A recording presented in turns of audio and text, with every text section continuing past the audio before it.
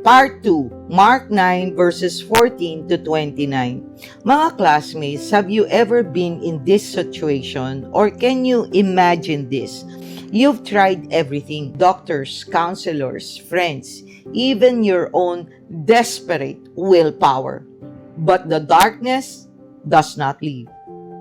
Something has taken hold of your child, your family, or your situation, and it won't budge. Now, imagine people looking at you, disappointed, asking, "Where is your God now?" And worse, you start to wonder the same. Mga classmates, isn't this what's happening today? People is struggling silently with mental illness, anxiety, spiritual oppression, schools and homes becoming battlegrounds, and sadly, even churches are failing to bring healing and hope. What if I told you that this exact scene unfolded 2,000 years ago, and it was in the presence of Jesus' own disciples? Stick around, because today's story from Mark 9 verses 14 to 29 is not only spine-tingling in its rawness, but it is also uncomfortably real for our times. However, before we jump into today's Gospels passage and discuss this spiritual event, let's do the little housekeeping first. Don't forget to click that like button, subscribe to Pulot Aral, smash that notification bell so that you will be updated every time I will upload a new Bible reading and reflection. Mga classmates, let's face it, God's content, it does not go viral unless I have a popular actor right beside me. So videos like this often get buried by the algorithm. But we're not here for trends. We're here to shake hearts. We're here to bring the word. So please, share Pulot Aral if these reflections help you. And oh, if you haven't seen my Mark 8 series, go check that out after this one. And other videos that are not Bible readings and reflections, such as how to choose the right Bible translation for yourself to choose what you want to read. Mga classmates, this video is significant because as much as I love to be with you, read the Bible, and share my reflections, the main goal here is for you to personally read the Bible cover to cover and over again. And you will appreciate it more if you get to read the version you prefer and understand that these versions don't demean the fact of the trueness of the Bible. I'm telling you, mga classmates, if I ever built trust in you, believe me, once you get over Satan's distractions and machinations for you not to read, you will never want a day pass without reading your Bible. So use this video to at least not think this habit development as a daunting or a sleeping pill task to do, but truly a life changer. I cannot emphasize this enough, mga classmates. If we truly love our neighbors, let's spread God's word. Because life is short and salvation way too urgent to stay silent. Right, mga classmates? Drop your thoughts in the comment section later. I'll be asking our discussion question before the end of this video. Alright, mga classmates, this is Doc Jean. Welcome to Pulot Aral. Let's dive in.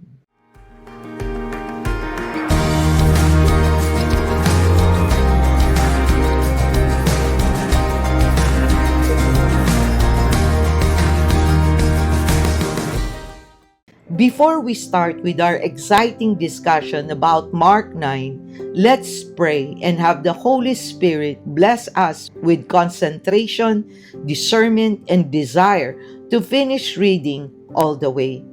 Heavenly Father, you are our protector, strength, and righteousness. Guide us, Father God, that we don't get bored, distracted, and deceived by your enemies, as you mentally remind us that we should put on your full armor, Father God, so that I and my classmates can take our stand against the devil's schemes. For you say, Father God, that our struggle is not against flesh and blood, but against the rulers, against the authorities, against the powers of this dark world, and against the spiritual forces of evil in the heavenly realms.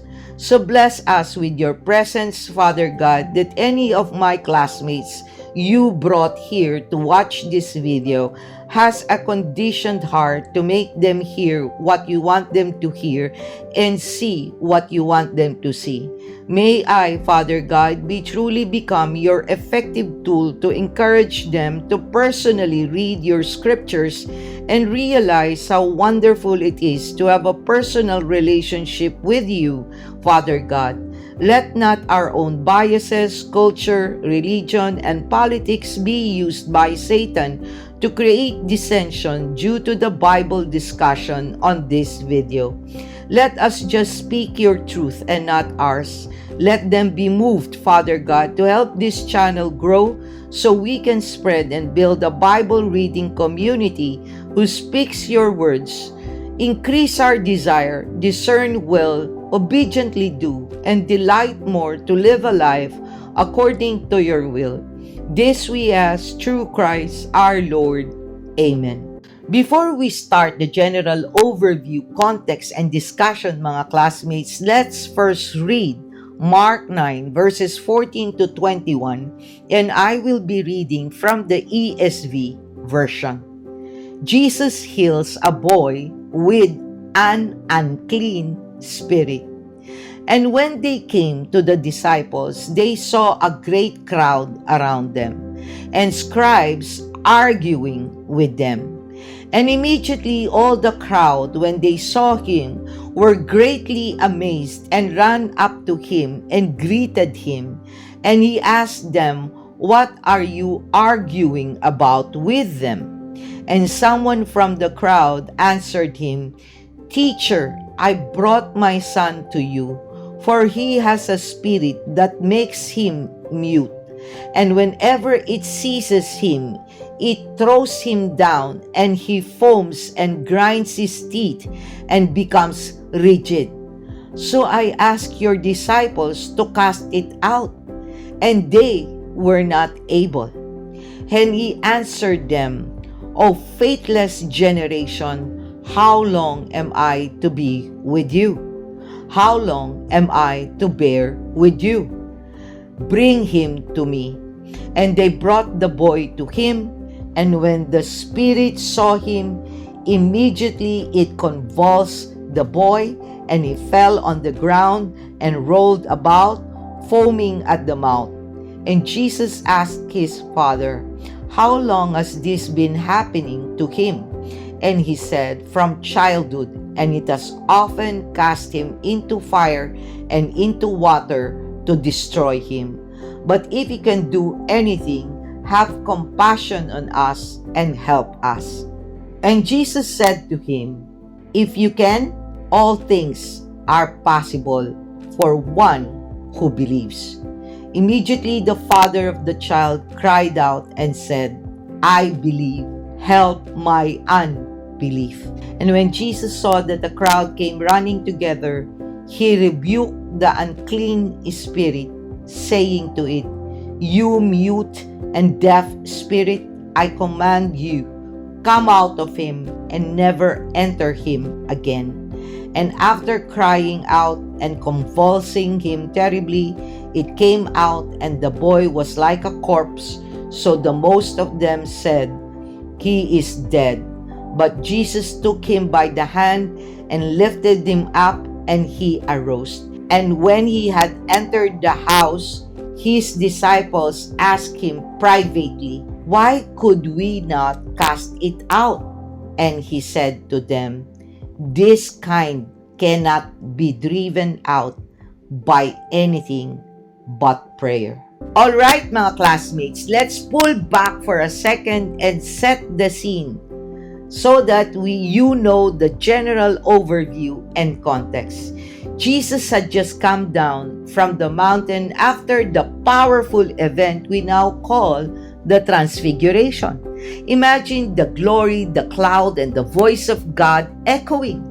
But what greets him at the foot of the mountain? Chaos, a crowd, a desperate father, a boy possessed and tormented since childhood, and his disciples who were embarrassed because they could not help. This wasn't just a medical emergency. This was a spiritual showdown. During those times, Jesus believed that certain spirits could only be cast out by especially righteous men. And the disciples, having been given power before, remember Mark 6, suddenly hit a wall. Their methods did not work. Their prayers felt dry. And if you haven't seen Mark 6 Bible reading and reflection, I suggest you do that mga classmates. So, Jesus calls it out. Oh, unbelieving generation. Ouch. That stung. But he wasn't just rebuking them. He was diagnosing the heart of the problem, a lack of faith and connection to God. In those days, Roman rule made everything feel unstable. Religion had become performative. Sadducees did not even believe in spirits. And here was a father begging for help in a world that had lost spiritual power. Sound familiar, mga classmates? Let's have a discussion and let me ask you this. Have you ever tried to pray for something? Your health, your child, your business, and nothing happened?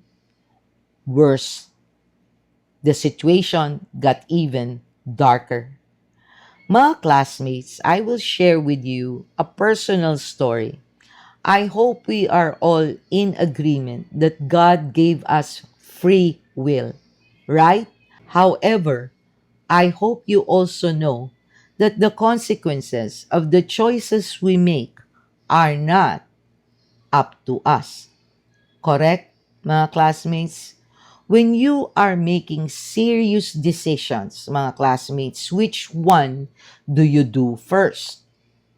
Pray, then do, or do, then pray?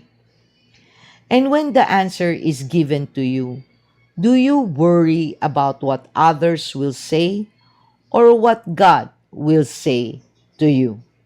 When I surrendered my life to the Lord, I now pray, then do, rather than the latter.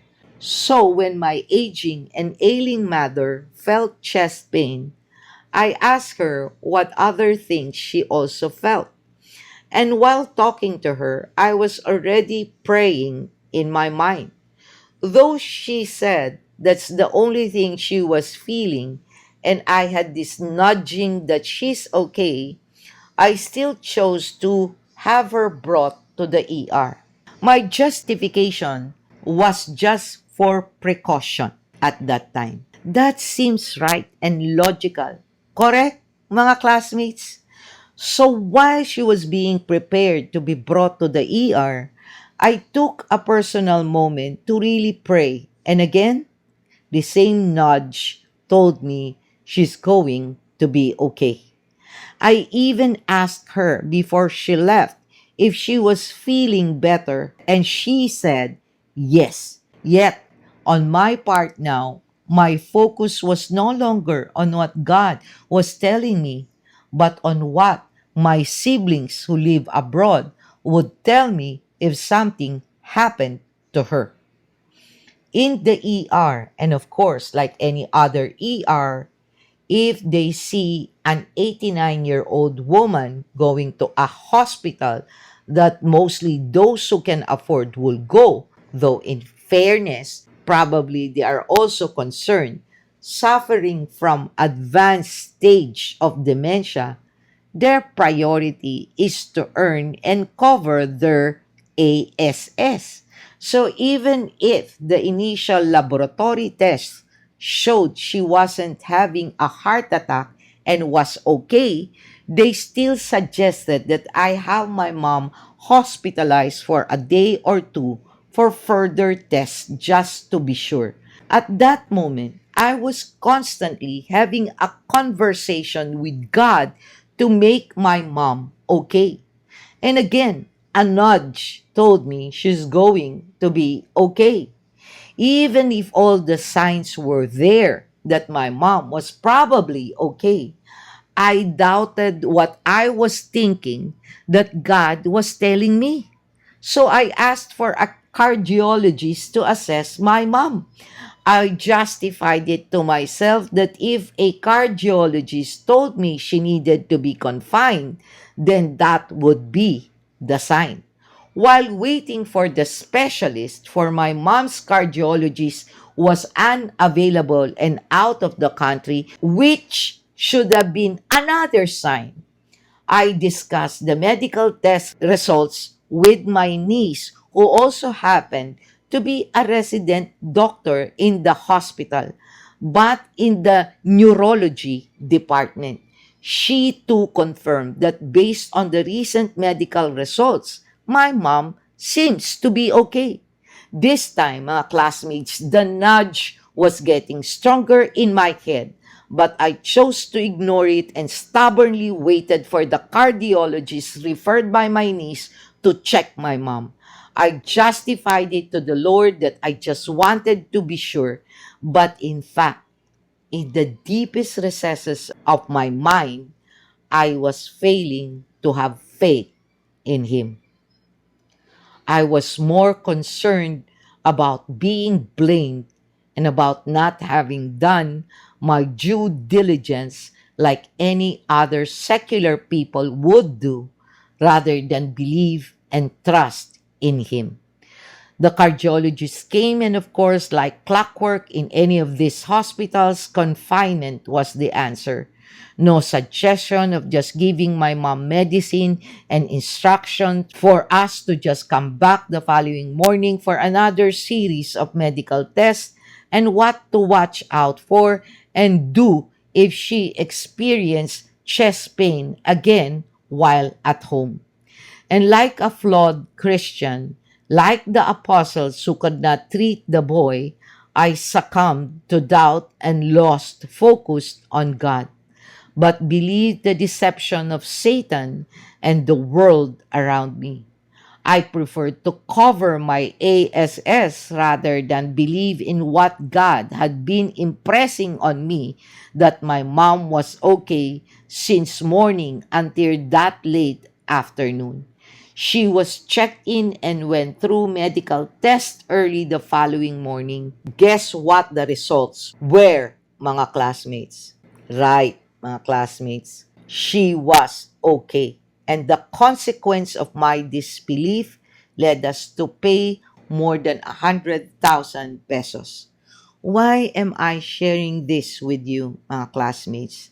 Just like what Jesus said to his apostles in this passage. And when he had entered the house, his disciples asked him privately, "Why could we not cast it out?" And he said to them, "This kind cannot be driven out by anything but prayer." Mark 9 verses 28 to 29. You see, mga classmates, I love that my Bible group tried to make me feel better when I shared my torment about not believing in God during this incident, as it slightly made me feel better. But again, it is not how they look at it that's important, but how God looks at it. Of course, God is gracious and understanding, but He needed to make me know the consequence of disbelief. Not because He was trying to tell me, "I told you so," or making me feel even worse. No, it is Him teaching me to trust Him more, not only on events where it is not that important what the results of my prayer are, but especially on those who do matter to me.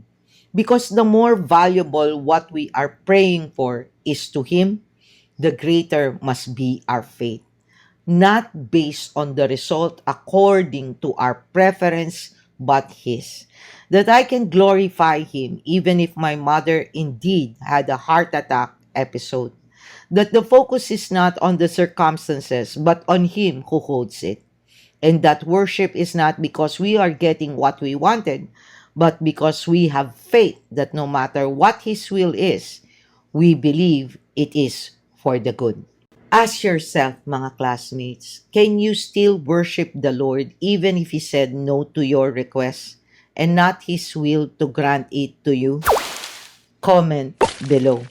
By the way, if you want to hear and learn more about Mark 2, then I hope you will be watching the entire series of Mark 2 or go deep dive on Mark 6 or Mark 7. Thank you for joining me, mga classmates, in today's Bible reading and reflection from the Gospel of Mark 9, verses 14 to 29. Till next time, may God bless you all. Always stay safe and be healthy. This is Doc Jean. Bye!